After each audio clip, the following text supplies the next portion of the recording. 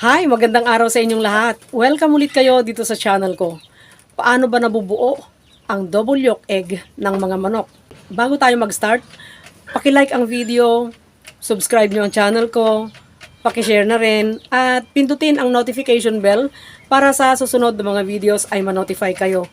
At buuin nyo sana ang panonood o kaya mga lahati man lang kayo or maka 3/4 ng video para makuha nyo yung talagang kaalaman na isinyer ko dito sa video. Ang double yolk egg ay nabubuo kung bata pa yung mga manok. Mula 18 to 22 weeks old, doon sila nagkakaroon ng itlog na double yolk. Kasi hindi pa masyadong maayos ang kanilang reproductive cycle or reproductive system nila, naninibago pa lang. So hindi pa maayos.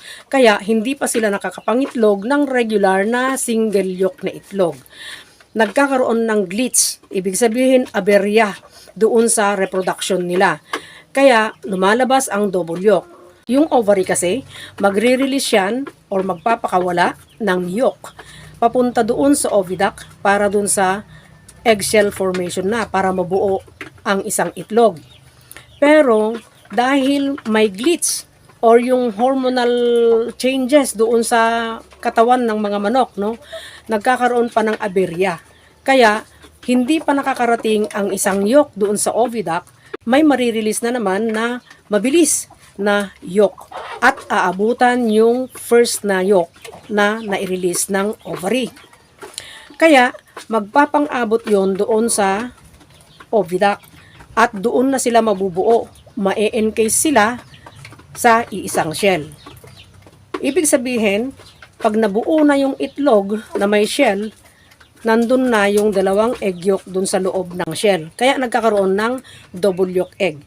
Dahil 18 to 22 weeks old lang na meron talagang nailalabas na double yolk egg ang mga layer, mawawala yan unti-unti pagka lampas ng 22 weeks old.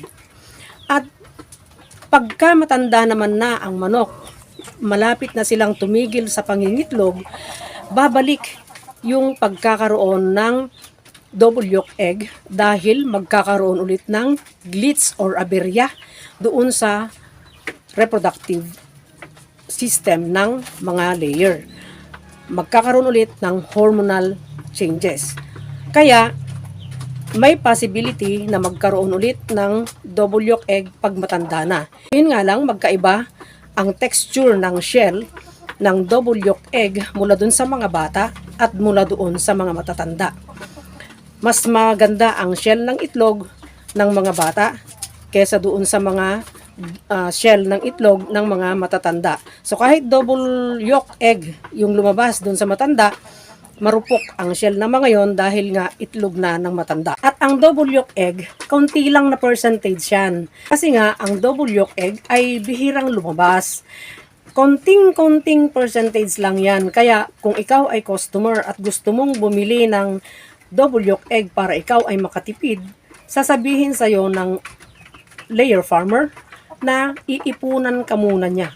Dahil kahit na libo-libong layer ang alaga niya, kailangan niyang mag-ipon ng double yolk egg para mabigyan ang customer niya.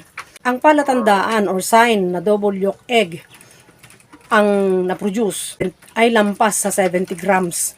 Dahil umaabot yan ng 100 grams. Pero kung i-check mo at marunong kang tumingin ng double yolk, baka double yolk yung na-produce dahil umaabot ng 100 grams or more than 100 grams konti, mga ganon. Ang shape ng double yolk egg ay hindi kagaya ng normal na shape. Kalimitan elongated yan at mahahalata mo na parang may doble talagang yolk dun sa loob. Para ma-sure mo na double yolk egg nga yung na-produce, pwede kang mag-candling.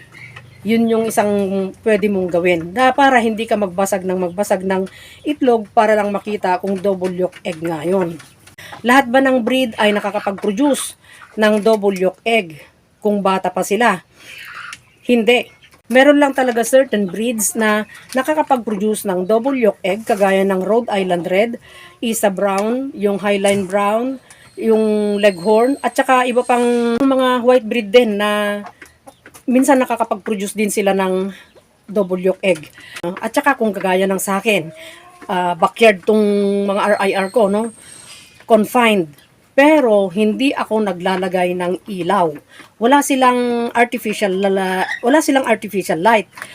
So, pagka ganyan ang alaga mo, walang artificial light, may possibility na hindi yan magpo-produce ng double yolk egg. Regular lang, no?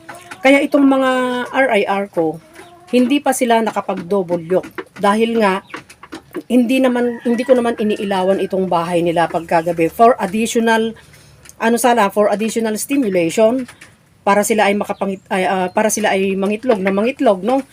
Usually nakakapag-produce ng double yolk egg yung mga super active na mga layer. So kailangan nila ng ilaw, kailangan nila ng high protein feeds na yung 16 to 20% na protein para sila ay magiging active sa pangingitlog. Yun yung mga nakakapag-produce ng double yolk egg. At nawawala din yon pagka beyond 22 weeks old. Unti-unting nawawala yon. Babalik lang yon pag matanda na at patigil na sila sa pagingitlog. Sana may natutunan na naman kayo sa video ito. At thank you sa mga subscriber ko, both old and new. Kung hindi ka pa nakaka-subscribe, mag-subscribe ka. Thank you sa mga nagla-like, nagsi-share. Free kayong mag-comment at magtanong. Basta related sa topic. Para hindi ma-spam, no? Para hindi ma-spam. So hanggang dito na lang, sana pagpalain tayong lahat araw-araw at panatilihing masaya, masigla at malusog ang ating mga alagang manok.